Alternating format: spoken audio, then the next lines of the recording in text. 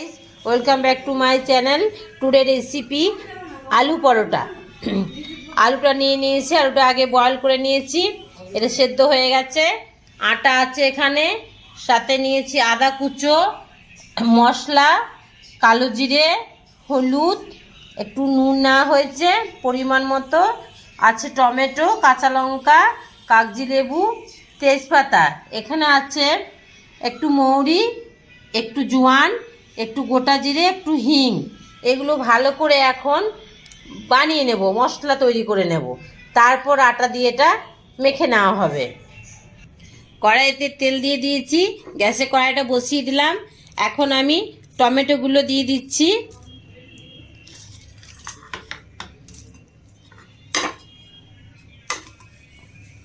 টমেটোগুলো দিয়ে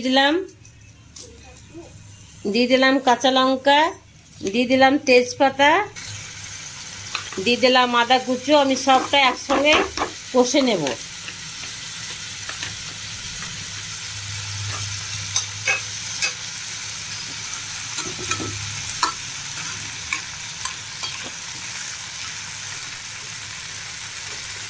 এখানে আমি একসাথে এগুলো দিয়ে দিচ্ছি, একই সাথে সবগুলো ফ্রাই করে নিচ্ছি। কালো জিরে, গোটা জিরে ফ্রাই হয়ে গেছে। এবার আমি মশলাটা দিয়ে দিচ্ছি, সাথে ইয়েলোটা দিয়ে দিলাম, ইয়েলো পাউডারটা ভালো করে কষে নেব। এবার দিয়ে দিচ্ছি গোলমরিচ গুঁড়ো, একটুখানি গোলমরিচ দিই, বেশি দেবো না, ঝাল হয়ে যাবে, খেতে টেস্টি লাগবে তাই দিলাম। এখানে হিংটা সবগুলো একসঙ্গে ফ্রাই করে নিয়েছি। এবার আমি দিয়ে দিচ্ছি পটেটোগুলো, বয়েল করা পটেটোগুলো দিয়ে দিচ্ছি, কষে নেব। যেভাবে আলু মশলা বানানো হয় ঠিক সেভাবে আলু মশলা বানাবো। একটু নামিয়ে নিচ্ছি, কষা হয়ে গেছে।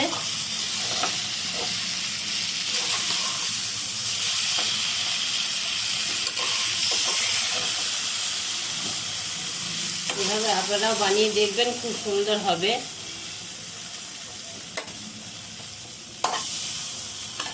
এবার আমি আটাটা এতে ঢেলে নিলাম,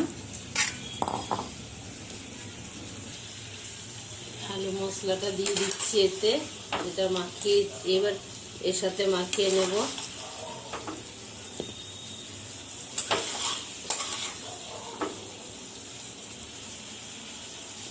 করে এটাকে মেখে নিই, যেহেতু গরম আছে।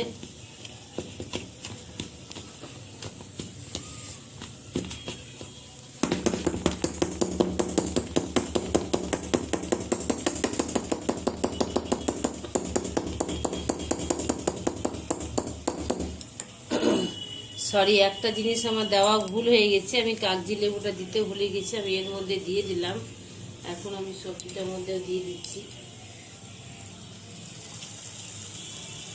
আরেকবার দিয়ে দিচ্ছি সবজিটার মধ্যে, তাহলে টেস্টি আসবে খেতে।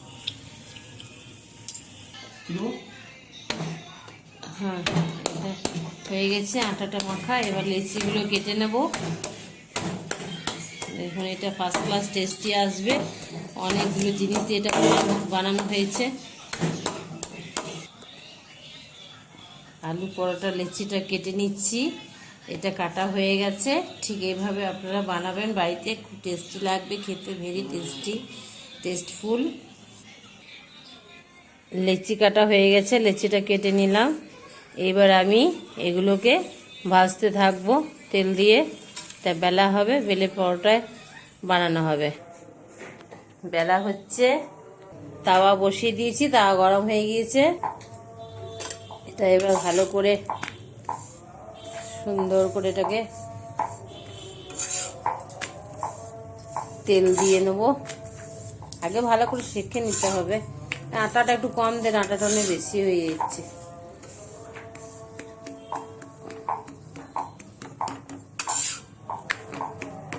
এভাবেও বানানো যায়, আমি যেভাবে বানালাম, আপনার আর একটা অন্য সাইড আছে সেভাবে বানাতে পারেন। অনেকে ভালো করে আলুটা মশলা করে নেয়, মশলা করে সেটাকে ভালো সেনে নিয়ে আটার মধ্যে দিয়ে লেচি কেটে পুর দিয়ে দেয়।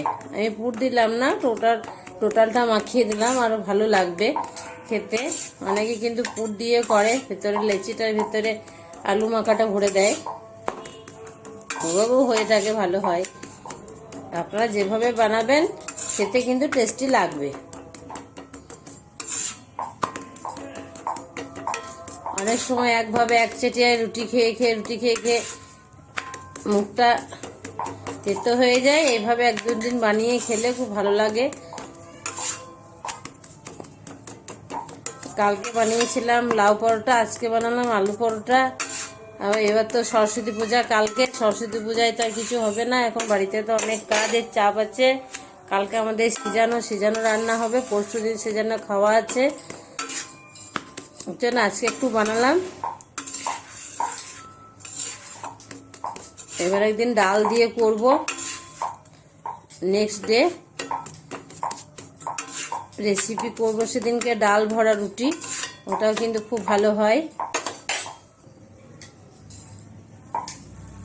তেল দিয়ে দিলাম, খুব বেশি তেল দেব না, অল্প একটুখানি তেল দিলাম।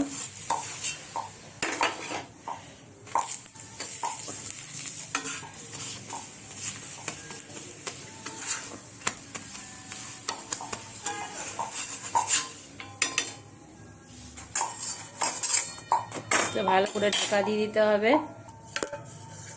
ঢাকা দিয়ে দিলাম, তাহলে নরম থাকবে।